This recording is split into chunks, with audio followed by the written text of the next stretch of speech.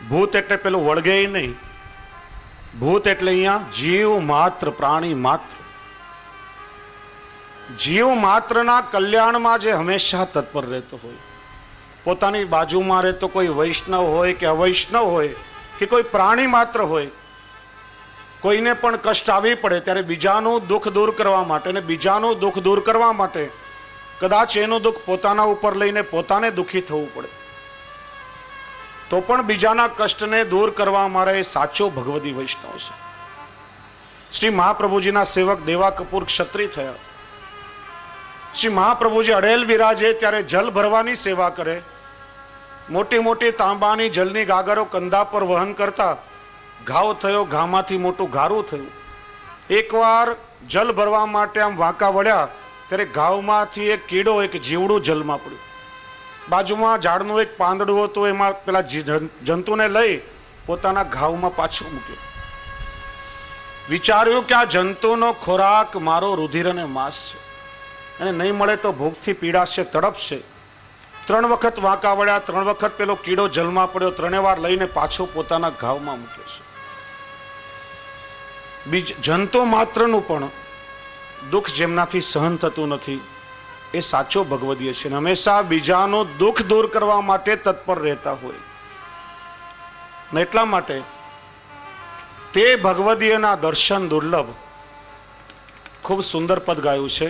કેવા ભગવદીઓ આજે આપણે ત્યાં મળવા માટે દુર્લભ છે. એવા ભગવદીઓ જો પ્રયત્નપૂર્વક મળે તો શહેરીરાય ચરણ આજ્ઞા કરે છે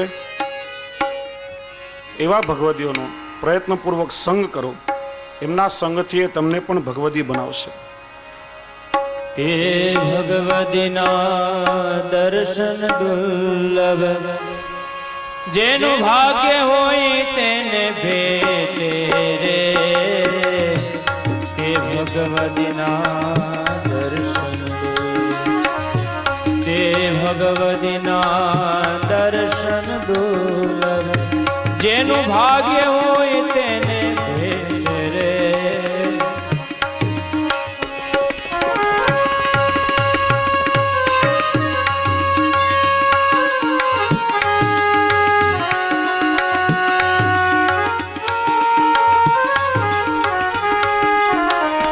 અવલોકન માત્ર અઘન હાસ, તાપ ત્રિવેદના મેટે રે. તે ભગવદીના દર્શન, તે ભગવદીના દર્શન દુર્લભ, ભાગ્ય હોય તેને ભેટે રે. તે ભગવદીના દર્શન દુર્લભ.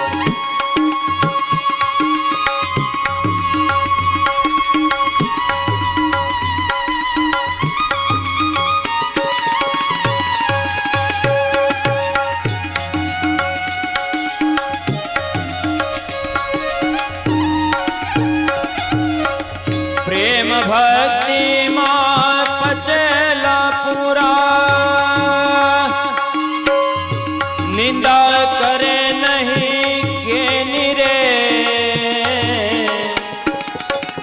અંતરમાં અવિનાશી વસેલા, અંતરમાં અવિનાશી વસેલા, નિર્મળ માંથી સદા જેની રે.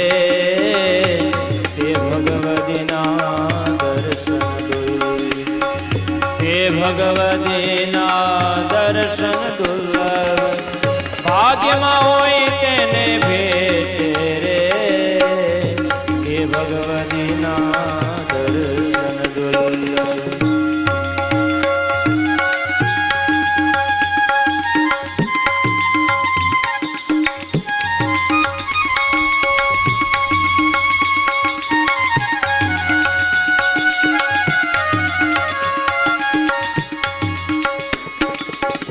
સર્વ સજેનો શ્યામ સુંદર, તેનું નિષદન ધ્યાન મૂકે રે. શ્વાસ ઉચ્છ્વાસે શ્રી કૃષ્ણને સમરે, શ્વાસ ઉચ્છ્વાસે શ્રી કૃષ્ણને સમરે, નિમિષક નામ ન ચૂકે રે હે ભગવદીના દર્શન દુર્લભ હે ભગવદીના દર્શન દુર્લભ ભાગ્ય હોય તેને ભેટે હે ભગવદીના દર્શન દુર્લભ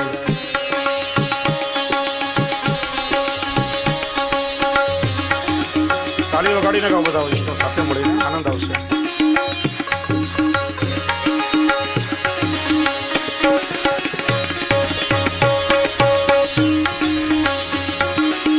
ક્ષમા દયા સમ દ્રષ્ટિ જેમાં સત્ય પ્રથાએ ચાલે રે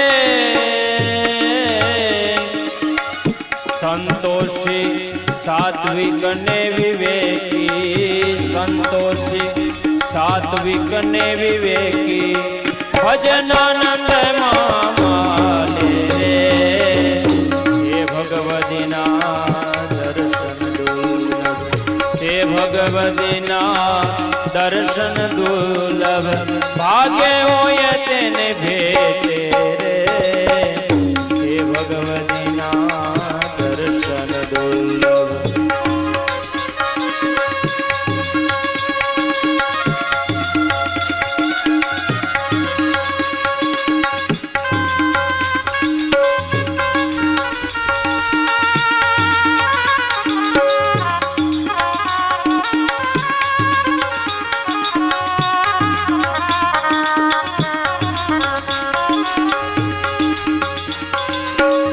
જેનું સર્વ સમર્પણ હરિને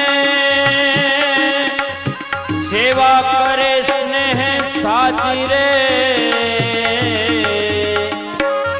દ્રઢ વિશ્વાસ ધરે નિજ ધણીનો દ્રઢ વિશ્વાસ ધરે નિજ ધણીનો બુદ્ધિ ન રાખે કાચી રે હે ભગવદીના ભગવદીના દર્શન દુર્લભ ભાગ્ય હોય તેને ભેટે રે હે ભગવદીના દર્શન દુર્લભ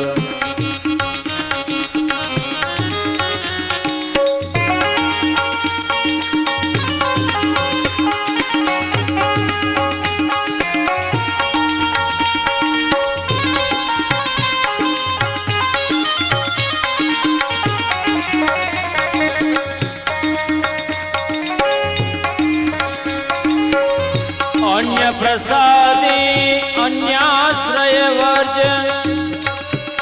ઘણું ગુરુ વૈષ્ણવ પર હેત રે પ્રાણી માત્ર તણુ હિત ઈચ્છે પ્રાણી માત્ર તણુ હિત ઈચ્છે પરગજુ સ્નેહ સમેત રે હે ભગવદીના ભગવદીના દર્શન દુર્લભ ભાગ્ય હોય તેને ભેટે રે હે ભગવદીના દર્શન દુર્લભ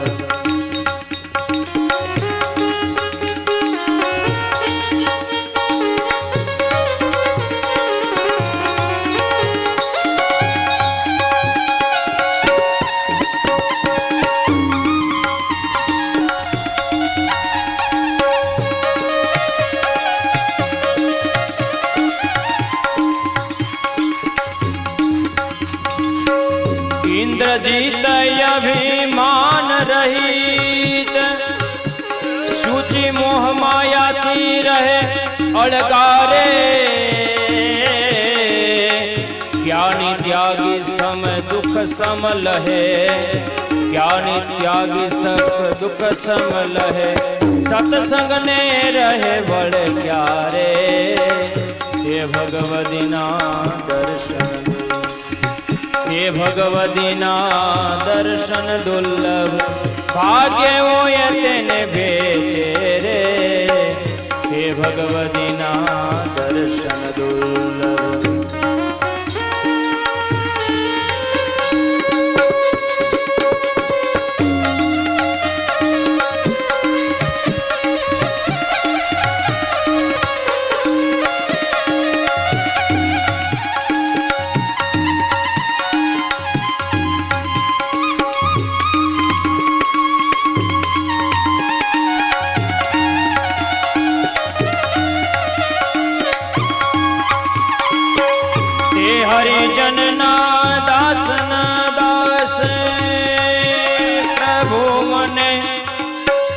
કરજો રે દયો ભણે તેના ચરણ નીરજ દયો ભણે તેના ચરણ નીરજ મારા શિર પર સદા કરજો રે હે ભગવતીના દર્શન હે ભગવતીના દર્શન દુર્લભ ભાગ્ય હોય તેને ભેટે રે હે ભગવતીના દર્શન દુર્લભ હે ભગવતીના દર્શન દુર્લભ હે ભગવતીના દર્શન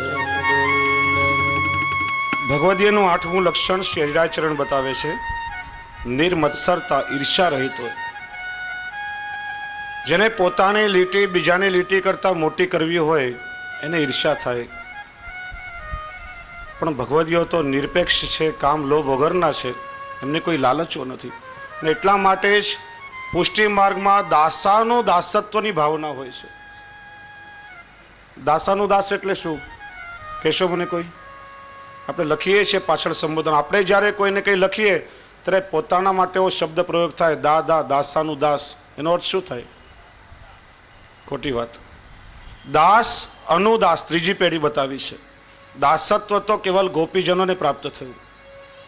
એમનું જેમને અનુસરણ કર્યું છે એવા 84,252 ભગવદીય વૈષ્ણવ, એમનું પણ દાસત્વ પ્રાપ્ત થયું હોય ત્યારે પણ આપણે ધન્ય થઈ જઈએ. દાસ અનુદાસ.